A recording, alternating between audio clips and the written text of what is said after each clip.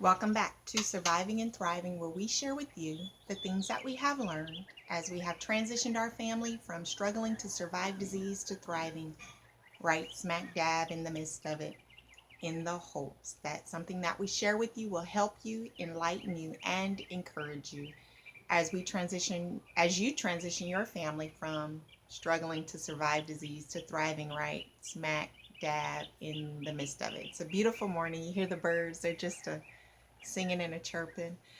Um, we can find ourselves asking ourselves a lot of time why. Why did this happen to me? Right? Why my life? Why at this time? Why, period? And that can cause us to stop progressing. As long as we're trying to figure out the why of this thing, we'll find that we're not able to focus on moving forward and doing the things that we have to do. There's some things that I would like to clear up for any of you that might be a little confused about the why of things. Why can happen because of genetics, and there's nothing that we can do about that. Why this has happened to you can be because of some of the choices that you made in life, and sometimes why it could be because it did happen, and there's just nothing that caused it or that you could have done to foresee it. But I want to make sure that everyone know that why it happened to you doesn't necessarily mean that you're a bad person, doesn't necessarily mean that your life is cursed or that you caused it. Why sometimes is answers that we don't have an answer to. Is a question that we don't always have an answer to. I used to always say that, when I go to heaven, I'm going to ask God, why this and why that and why this. And I actually had a thought about that when I used to say that. And it was this, that when I get to heaven, I'm probably going to be pretty happy that I made it to heaven. And I'll probably be in such awe of God that why is not going to be something that comes to mind. And then, even then, God is so awesome and so great. Who am I to think that I can get to heaven and start questioning Him and that He's going to answer me because, He's got to give an account to me? God don't have to give no account to me. And so, with that, I kind of learned to settle within myself that I may not ever know why, and that I came to a place where I'm okay with that. I grew up in a household where my mom wasn't much of a explainer and much of a teacher, so why didn't get answered a lot. And I might ask why, and the answer that I usually got was because I said so.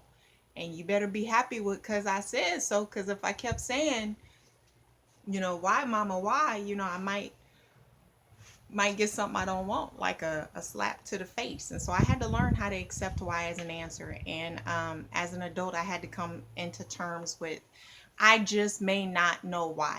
So now, understanding that we just may not know why, and getting that established, we have to decide to move forward and to look ahead and not to get stuck at why, because you can get stuck in a rut trying to figure out why. And if you're stuck trying to figure out why, you're not moving forward, you're not looking ahead, and you're not transitioning from struggling to survive disease to thriving right in the midst of it.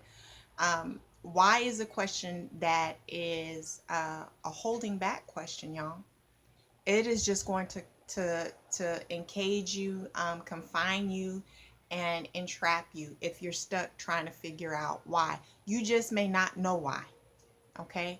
And to move forward in life and to progress in life, we can't continue to look backwards. We have to look forward and reach for those things that are ahead of us, and choose to make our life count, choose to make our life better.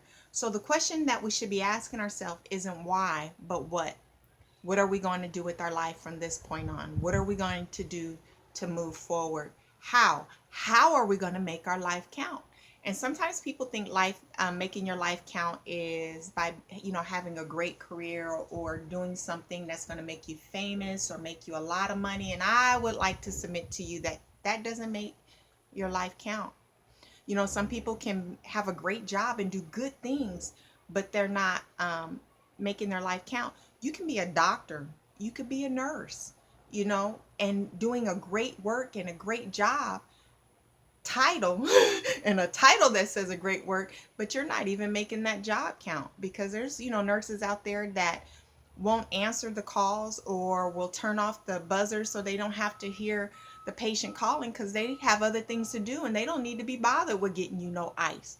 You know, there's a lot of nurses out there that have so much on their schedule and so many things they got to get done that they'll drug up their patients to make them go to sleep so that they can move and do other things. So they have a job that has a title of doing a great work, but they're not having a great impact. They're not making a difference in their job. They are having a negative impact. They're not having a good impact on life. So just because, you know, there's a job or a title out there that says greatness doesn't mean that it's greatness.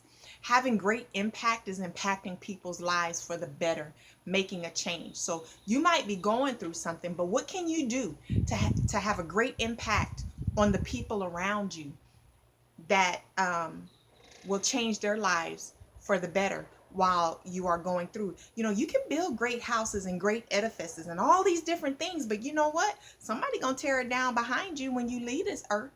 You know, and what difference did it really make? But when you change a person's life, you touch so many other people because they have an impact on a lot of different people, and it just continue on. It never ends. That's the greatest impact that we can have in this life, molding your children, touching other people's lives. So how can you show somebody how to walk through what you're walking through with grace? How can you show them how to walk through with strength and be clothed in dignity? How can you show other people how to walk through without having a nasty attitude, but to do it pleasantly? Can you show people how to fight? Can you show people how to stand against all odds? And can you show people how to live life to the fullest, to the max, even though you're going through? I would like to encourage you to keep on going and to keep looking ahead and to get past the why, because a lot is not going to happen for you until you move past the why. Remember, in all things, do you. Hope to see you next week. Thank you for tuning in. Remember, share this with other people who are going through that you think may be able to benefit from what we are doing here on Surviving and Thriving. Until next week, bye.